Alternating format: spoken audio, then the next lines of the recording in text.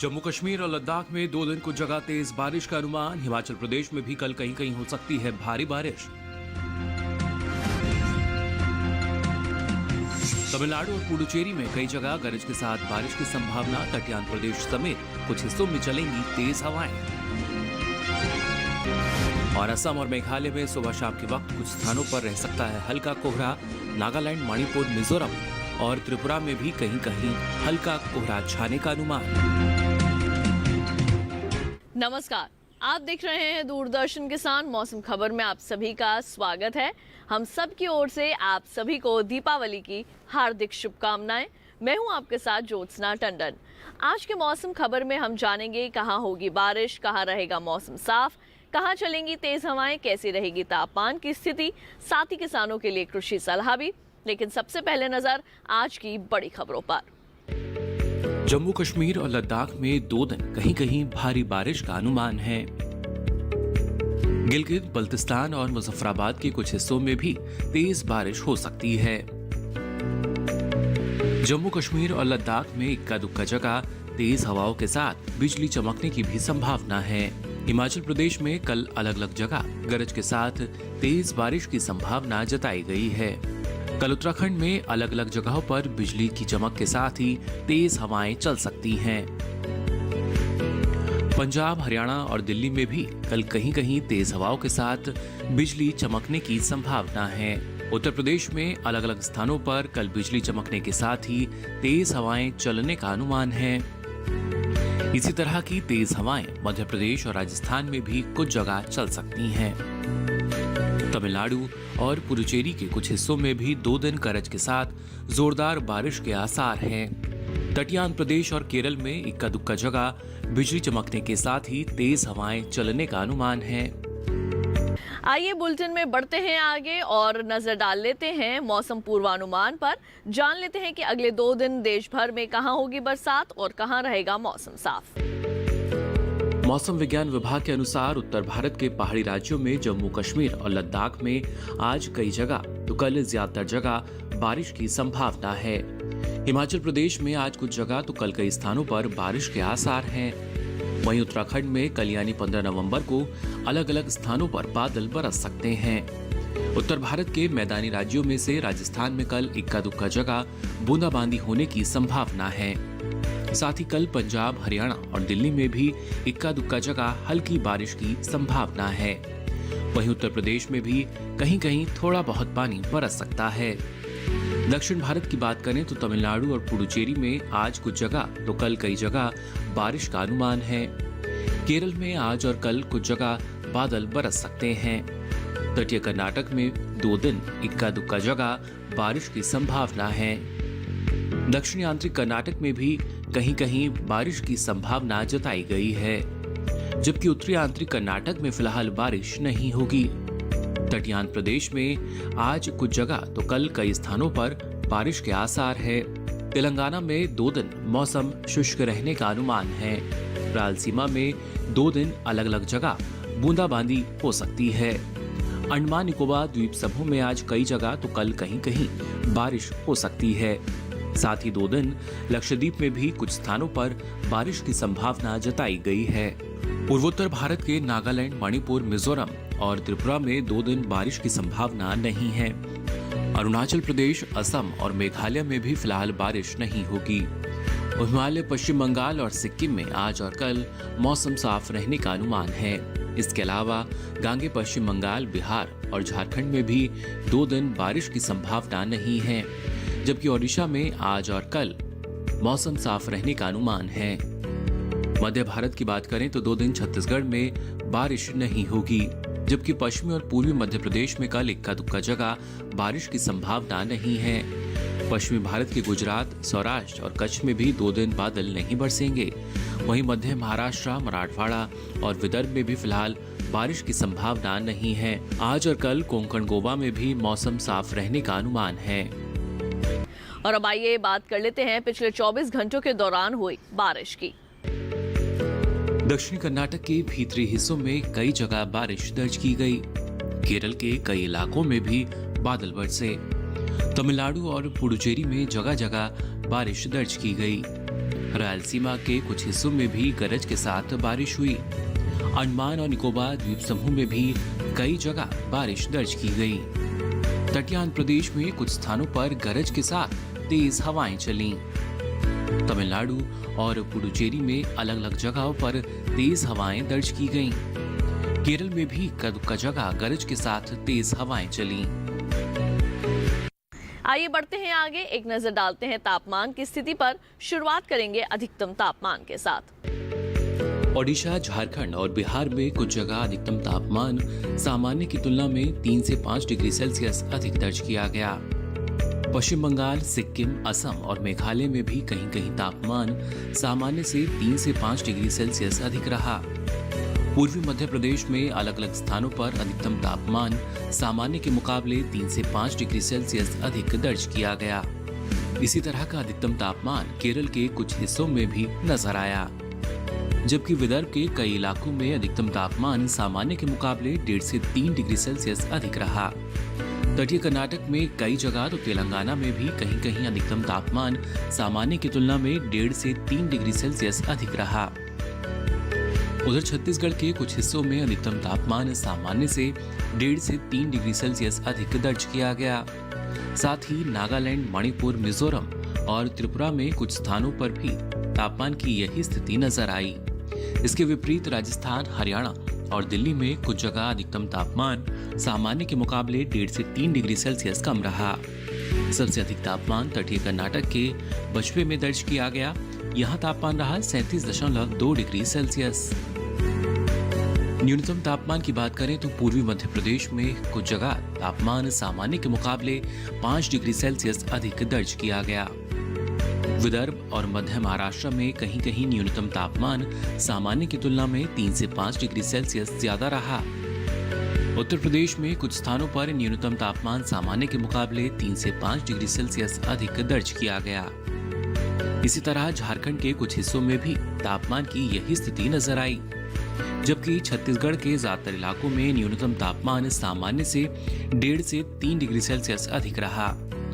ओडिशा के कई भागों में न्यूनतम तापमान सामान्य की तुलना में 1.5 से 3 डिग्री सेल्सियस अधिक दर्ज किया गया। इसके विपरीत सौराष्ट्र और कच्छ में कुछ जगह न्यूनतम तापमान सामान्य के मुकाबले 3 से 5 डिग्री सेल्सियस कम रहा।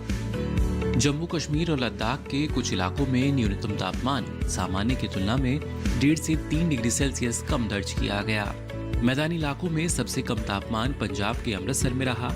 यहाँ तापमान रहा 9 डिग्री सेल्सियस।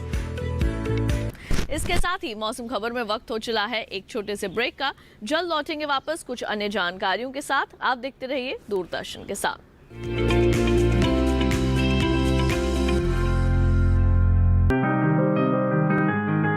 बीमारियों से कैसे बचेगी फसल? मवेशियों की मुश्किलों का क्या है हल? कहां से लाएं बीज? कितनी लगेगी खाद? किसानों के हर फोन का विशेषज्ञ देंगे जवाब। देखिए हेलो किसान लाइव सोमवार से शुक्रवार शाम 6 बजे।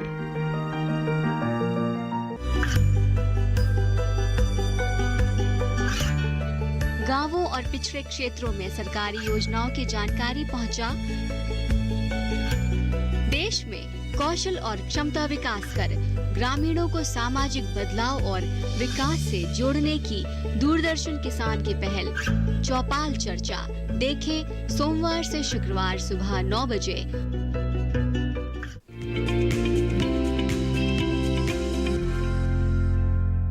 ब्रेक के बाद एक बार फिर आप सभी का स्वागत है मौसम खबर में। आइए बुलेटिन में बढ़ते हैं आगे। जैसे कि हम सभी जानते हैं कि हमारा देश इस वक्त कोरोना के प्रकोप से जूझ रहा है, तो वहीं दूसरी ओर अब धीरे धीरे मौसम में बदलाव भी देखने को मिल रहा है। सुबह शाम एक ठंडी हवा का एहसास हम सभी कर सकते हैं, लेकिन एक हल्की सी धुंध भी छाई रहती है जो कि प्रदूषण है। वायु प्रदूषण से इस वक्त दिल्ली और आसपास के लोगों को काफ़ी कुछ झेलना पड़ रहा है और इसी के तहत मरीजों के आंकड़े कोरोना और प्रदूषण की वजह से बढ़ते जा रहे हैं।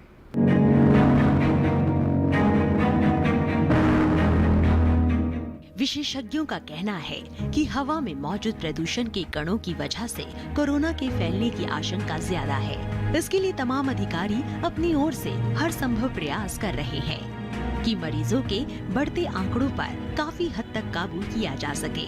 लगातार लोगों को मास्क लगाने और सामाजिक दूरी बनाए रखने के लिए जागरूक किया जा रहा है। जिन लोगों ने मास्क नहीं लगाया है, उनके खिलाफ चालानी कार्रवाई भी की जा रही है। वहीं जरूरतमंदों को निःशुल्क मास्क का वितरण भी किया जा रहा है। इसके अलावा और क्या तैयारी की गई है, आइए जानते हैं। हमारे पास एनजीओ के सहयोग से मास्क का निर्माण किया जा रहा है, मास्क की सिलाई की जा रही है। अभी देखेंगे साथ के प्रीमाइसेस में ही मास्क बनाए जा रहे हैं और उनको हम डिस्ट्रीब्यूट करेंगे। कर रहे हैं, नॉट करेंगे, कर रहे हैं। तो इसमें हमारा मेन टारगेट है जो गरीब तबके के लोग हैं और ख़ास कर बुजुर्ग लोग हैं और सीनियर सिटीजन हैं, उनको भी हम लोग मास्क डिस्ट्रीब्यूट करते हैं। इससे एक फ़ायदा ये केवल नहीं है कि हम उनको मास्क दिला दिया, अवेयरनेस भी आती है लोगों में कि भाई जब सरकार इतना कर रही है तो उनका भी कोई कर्तव्य है और लोग मोटिवेट होते हैं। तो ये हमारा स्ट्रेटजी है। दिल्ली और आसपास के इलाकों में अक्टूबर-नवंबर माह में प्रदूषण की समस्या विकराल रूप ले लेती है, जिसका एक कारण पराली जलाना है। हालांकि इस साल पराली जलाने पर काफी हद तक नियंत्रण किया गया है। जिन इलाकों में पराली जलाने की छुटपुट घटनाएं सामने आई है, वहां चालानी कार्रवाई तो की ही गई है। साथ ही किसानों को जागरूक भी किया जा रहा है कि इसके क्या क्या दुष्परिणाम हो सकते हैं। लेकिन हवा में मौजूद प्रदूषण के कणों ने आबो हवा को इस तरह से प्रदूषित कर रखा है कि पिछले कुछ दिनों से प्रदूषण अपने उच्चतम स्तर पर है, जिससे स्वास्थ्य संबंधी समस्याएं होना लाजमी है। इस दायरे में हर इंसान आता है, लेकिन बच्चों और बुजुर्गों पर इसका सबसे ज्यादा असर हो सकता है। पराली जलाने के लिए जैसा कि आप हर किसी को पता है, सेंट्रल गवर्नमेंट भी और स्टेट गवर्नमेंट भी और एग्रीकल्चर के एक्सपर्ट्स भी काफ़ी काम कर रहे हैं। उन्होंने बायोडिकम्पोजर डिस्ट्रीब्यूट किया है किसानों को। हमारे ज़िले में भी हमने जागरूक, जो हमारे कुछ एरिया है जहाँ पे कृषि कार्य होता है और पराली की संभावना है, वहाँ पे हम लोगों ने नाइट सर्विलियंस टीम लगा रखे थे। दिन में भी हमारे लोग फील्ड में घूमते थे और इसके चलते काफ़ी कम इक्का दुक्का केस ऐसे हुए हैं जहाँ की पराली जला था और उन पे हम लोगों ने चालान किए थे। तो हमारा एरिया बहुत ज़्यादा बड़ा नहीं है, लेकिन फिर भी हम एरिया को तो अपने कंटेन कर लिए थे हम लोग। पास के पड़ोस के जो स्टेट हैं, पंजाब, हरियाणा, वहाँ पे बड़े मात्रा में ये पराली जलाने का होता है और वहाँ की गवर्नमेंट भी कर रही है और साथ साथ वहाँ भी बायोडिकम्पोजर का जो है चलन हमें बढ़ाना चाहिए। इससे ना केवल पॉल्यूशन घटेगा बल्कि किसानों को भी फायदा होगा। दिवाली की रात इस्तेमाल होने वाले पटाखे प्रदूषण को अपनी चरम सीमा पर पहुंचा देते हैं, जिसका खामियाजा हर किसी को भुगतना पड़ता है। वहीं कोरोना काल में ये और भी घातक हो सकता है। इसीलिए समस्या में इजाफा करने से बेहतर है उसको कम करना है, और ये तब ही संभव है जब हर नागरिक अपनी जिम्मेदारी को समझे, दिवाली बिना पटाखों वाली मनाए और पर्यावरण की रक्षा करे। वहीं डॉक्टर का कहना है कि कोरोना और प्रदूषण से बचाव के लिए मास्क का इस्तेमाल करें, भीड़ वाले स्थानों में जाने से बचें, साथ ही थोड़ी थोड़ी देर में हाथ साबुन से साफ करते रहे, क्योंकि सावधानी में ही सुरक्षा है। बिहेवियरल चेंज की इस समय सबसे ज़्यादा हमें ज़रूरत है। इस समय फेस्टिवल मूड में लोग हैं, लोग एक दूसरे से मिल रहे हैं, निकल रहे हैं। उन्हें अब ये समझना पड़ेगा कि अभी बीमारी गई नहीं है। कुछ पकड़ जरूर बीमारी पर हमारी बनी है कि हमें पता चला है कि इसका कैसे इलाज संभव है, पर बीमारी अभी भी बहुत खतरनाक रूप में है। तो इसलिए ज़रूरी है कि जो हम अभी प्रिवेंशन के तरीके बता रहे हैं लोगों को कि मास्क पहनें, सोशल डिस्टेंसिंग रखें, थोड़ी थोड़ी देर में अपने हाथों को साफ रखें और अपने हाथों से अपने फेस को ना टच करें बार बारी। लोगों से मिलते समय हम 2 गज की दूरी को पूरा बना के रखें। जितना हो सके घर के बुजुर्ग लोग अपने घरों में ही रहें, घरों से बाहर ना निकलें। और जो यंग पॉपुलेशन है, जो यंग जनरेशन है, वो भी ये समझे और जाने कि अभी ये खुलने का टाइम नहीं है, यार दोस्ती में मिलने मिलाने का टाइम नहीं है। अभी हमें अपने आप को सुरक्षित रखते हुए घरों में ही रहना है, या अपने काम की जगह पर जहाँ पर भी हम रह रहे हैं वहाँ पर ही पूरी सावधानी बरतें। हमारा देश अभी उस दौर से गुजर रहा है जिस समय लोगों को हर कदम समझदारी से दिखाना होगा, क्योंकि प्रदूषण और कोरोना पर तब ही जीत मुमकिन है जब हर भारतीय अपनी जिम्मेदारी दिखाए। तो अभी आपने देखी एक विशेष रिपोर्ट। आइए बुलेटिन में बढ़ते हैं आगे और बात करते हैं चना की खेती की। हमारे देश में चने की खेती लगभग सभी प्रदेशों में की जाती है, लेकिन अगर आप भी करना चाहते हैं इसकी खेती तो कौन कौन सी ऐसी मुख्य बातें हैं जिनको ध्यान में रखना आवश्यक है, आइए जानते हैं इस विशेष रिपोर्ट में। चने की बुआई अक्टूबर के मध्य से नवंबर के प्रथम सप्ताह तक होती है। अभी इसकी पछेती बुआई की जा सकती है। जहां सिंचाई के साधन है वहां 1 हेक्टेयर जमीन के लिए 60 किलो बीज चाहिए, जबकि बारानी इलाकों में इतने ही रकबे के लिए 75 किलो बीज की जरूरत होगी। बुआई के समय कतार से कतार की दूरी 30 से 45 सेंटीमीटर रखें और गहराई 10 सेंटीमीटर। सिंचाई की बात करें तो बुआई के 45 दिन बाद और फिर 75 दिन बाद 2 सिंचाई जरूर करें। खरपतवार नियंत्रण के लिए विशेषज्ञों की सलाह पर उचित दवाओं का छिड़काव करें। चने में अंकमारी रोग होने का खतरा बना रहता है। बचाव के लिए बीजों को बुआई से पहले ही शोधित कर ले। इसके अलावा बीज को उपचारित जरूर कर ले। अलग अलग इलाकों के लिए पूसा संस्थान दिल्ली ने अलग अलग किस्में तैयार की है। पूसा 372 देसी किस्म है।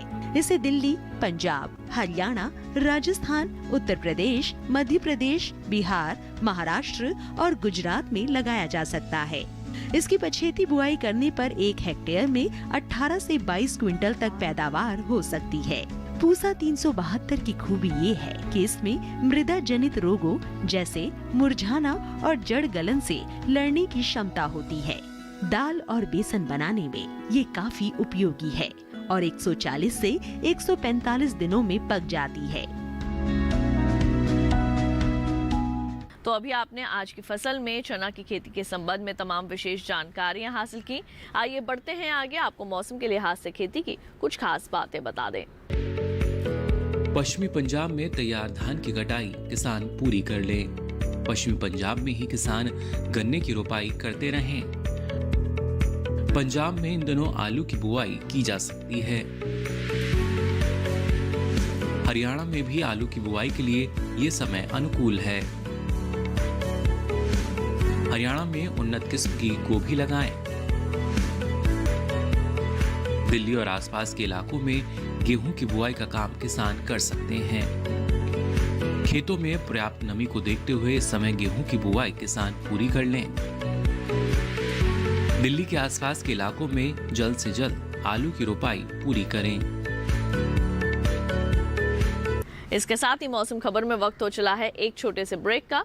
कृषि और मौसम से जुड़ी कुछ और जानकारियों के साथ जल्द होंगे हाजिर। देखते रहिए दूरदर्शन के साथ।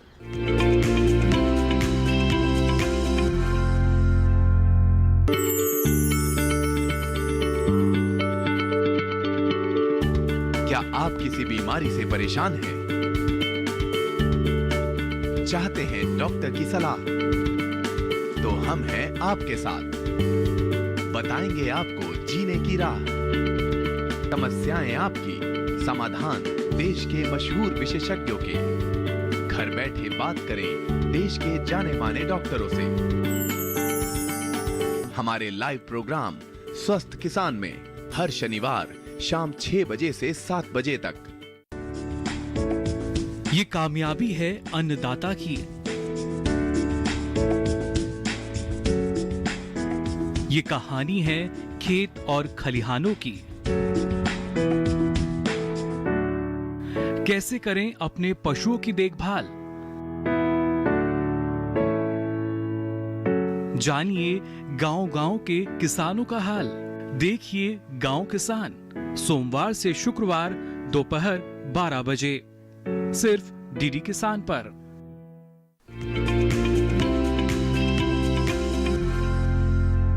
ब्रेक के बाद एक बार फिर आप सभी का स्वागत है मौसम खबर में। आइए बढ़ते हैं आगे, आपको मौसम के लिहाज से खेती की कुछ और खास बातें बता दें। छत्तीसगढ़ के मैदानी इलाकों में सरसों की बुआई किसान जारी रखें। छत्तीसगढ़ के ही मैदानी हिस्सों में आलू, तुरई, मटर और चना किसान लगा सकते हैं। छत्तीसगढ़ में रबी की फसलें बोने का काम तुरंत कर लें। छत्तीसगढ़ के उत्तरी पहाड़ी इलाके में लहसुन, मटर और किसान सरसों की बुआई करें। छत्तीसगढ़ के उत्तरी पहाड़ी हिस्सों में चना और आलू की बुआई किसान कर सकते हैं। छत्तीसगढ़ के पठारी इलाकों में रबी की मूंग और मसूर किसान लगा सकते हैं। छत्तीसगढ़ के किसान कुसुम की बुआई भी कर सकते हैं। साथ ही छत्तीसगढ़ के किसान केले और पपीते की रोपाई करते रहें। और अब एक नजर आज की कुछ और बड़ी खबरों पर। जम्मू कश्मीर और लद्दाख में 2 दिन कहीं कहीं भारी बारिश का अनुमान है। गिलगित, बल्तिस्तान और मुजफ्फराबाद के कुछ हिस्सों में भी तेज बारिश हो सकती है। जम्मू कश्मीर और लद्दाख में इक्का दुक्का जगह तेज हवाओं के साथ बिजली चमकने की भी संभावना है। हिमाचल प्रदेश में कल अलग अलग जगह गरज के साथ तेज बारिश की संभावना जताई गई है। कल उत्तराखंड में अलग अलग जगहों पर बिजली की चमक के साथ ही तेज हवाएं चल सकती हैं। पंजाब, हरियाणा और दिल्ली में भी कल कहीं कहीं तेज हवाओं के साथ बिजली चमकने की संभावना है। उत्तर प्रदेश में अलग अलग स्थानों पर कल बिजली चमकने के साथ ही तेज हवाएं चलने का अनुमान है। इसी तरह की तेज हवाएं मध्य प्रदेश और राजस्थान में भी कुछ जगह चल सकती हैं। तमिलनाडु और पुडुचेरी के कुछ हिस्सों में भी 2 दिन गरज के साथ जोरदार बारिश के आसार हैं। तटीय आंध्र प्रदेश और केरल में इक्का दुक्का जगह बिजली चमकने के साथ ही तेज हवाएं चलने का अनुमान है। और अब आइए चलते चलते एक नजर डालते हैं अगले 4 दिनों के लिए 9 शहरों के तापमान पर।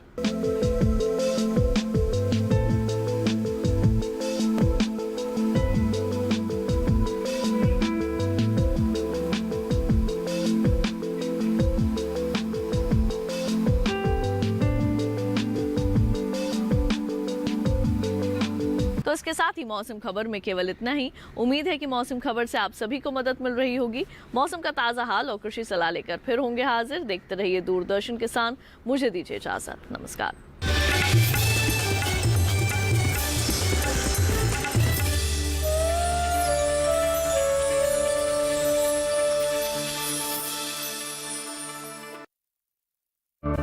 मौसम खबर के प्रायोजक थे agriculture insurance company of India limited. संपन्न भारत की पहचान, बीमित फसल, खुशहाल किसान। महका महका घर आंगन, हरियाली से खिलेगा तन मन। छत पर छोटी सी बगिया, जरूरत भी पूरी, शौक भी पूरा। देखिए छत पर बागवानी, शनिवार सुबह 9 बजे। बीमारियों से कैसे बचेगी फसल? मवेशियों की मुश्किलों का क्या है हल? कहां से लाएं बीज, कितनी लगेगी खाद? किसानों के हर फोन का विशेषज्ञ देंगे जवाब। देखिए हेलो किसान लाइव सोमवार से शुक्रवार शाम 6 बजे। जलते सूरज में तपकर पथरीली जमीन पर सींची है इन्होंने कामयाबी। परिश्रम के गवाह हैं ये लहलहाते खेत। हरियाली बयां कर रही है इनके जुनून की कहानी। मिट्टी में मिला इनका पसीना भी और खून भी। सपनों ने सोने ना दिया, खुद से लड़कर जीती है बाजी। हम ला रहे हैं कहानियां किसानों के संघर्ष से सफलता तक की। देखिए हौसला हर सोमवार शाम 4:30 बजे सिर्फ डीडी किसान चैनल पर। मैं पढ़ना चाहती हूँ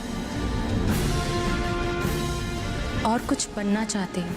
और मैं चाहती हूँ हमारे गांव के बच्चे को शिक्षा और चिकित्सा का अधिकार मिले। मुझे मेरे गांव का विकास करना है। इस गांव में रखा ही क्या है?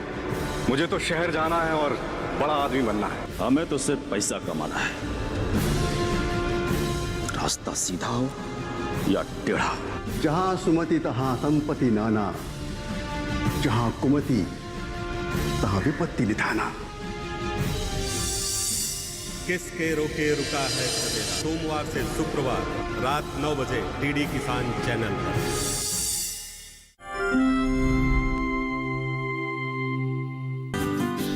प्रदेश की औद्योगिक नगरी कानपुर से लगा हुआ जिला कानपुर देहात है। कानपुर देहात खाद्यान्न के क्षेत्र में महत्वपूर्ण स्थान रखता है। यहाँ मुख्य रूप से धान, गेहूं और सब्जियों की खेती की जाती है। कानपुर देहात के विकास खंड मैथा का मझियार गांव भी खाद्यान्न फसलों के उत्पादन के लिए जाना जाता है। माया देवी मझियार गांव की रहने वाली हैं। इनकी उम्र लगभग 48 वर्ष है। माया जी के पास 3 बीघा जमीन है, जिसमें वो स्वयं खेती करती हैं। कृषि विज्ञान केंद्र दलीप नगर कानपुर देहात से जुड़ने से पहले माया देवी तकनीकी ज्ञान के अभाव में अपनी खेती से अच्छा आर्थिक लाभ नहीं कमा पा रही थी, जिसके कारण उनके दैनिक जीवन में समस्याएं बनी हुई थी। हमारे पास 3 बीघे जमीन है, उसमें मैं थोड़ा सा गेहूं धान कर लेती हूँ। इसके बाद सारी जो बचता है उसमें सारी सब्जी उगाती हूँ। जब मैं केवीके से नहीं जुड़ी थी तब मेरा परिवार अच्छे ढंग से नहीं चल पा रहा था। कहीं धनिया बोती थी, कहीं चुटुर पुटुर कर लेती थी, उससे मुझे कोई जानकारी भी नहीं थी। जब मुझे जानकारी हुई तब से हमारा सारा खर्च अच्छे से चलने लगा। साल 2014 में माया देवी ने कृषि विज्ञान केंद्र कानपुर देहात से गृह वाटिका में प्रशिक्षण प्राप्त किया। उन्होंने वैज्ञानिकों के सहयोग से अपने घर के पास 250 वर्ग मीटर की एक गृह वाटिका का निर्माण किया। इसमें वह सब्जी उत्पादन का कार्य करने लगी। घर में प्रयोग के बाद बची हुई सब्जियां उन्होंने बाजार में बेचना शुरू किया और उससे आर्थिक लाभ भी कमाया।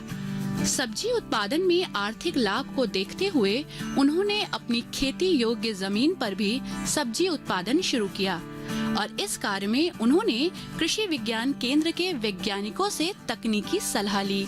सब्जियों में भी उन्होंने सबसे ज्यादा परवल की खेती पर जोर दिया, जिसमें उन्हें एक फसल में लगभग 25,000 रुपए का लाभ हुआ।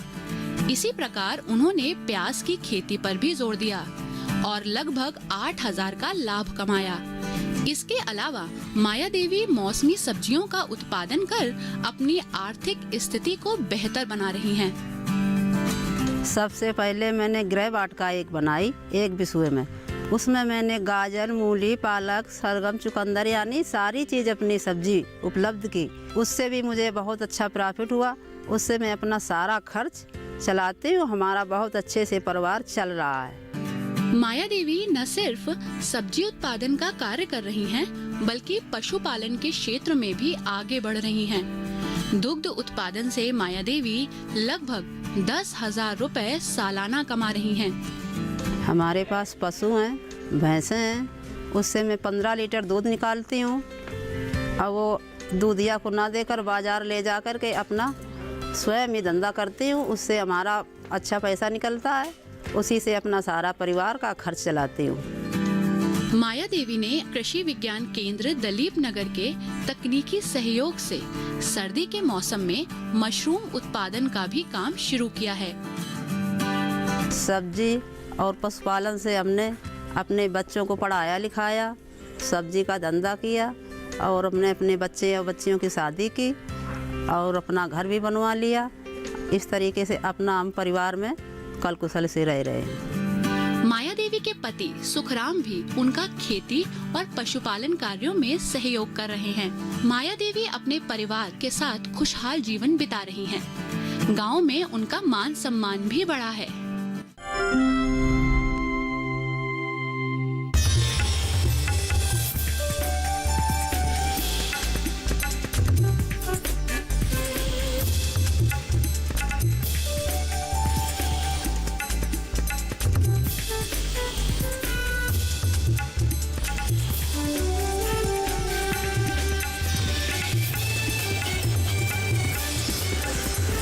टीवी किसान, बदलते भारत की शान।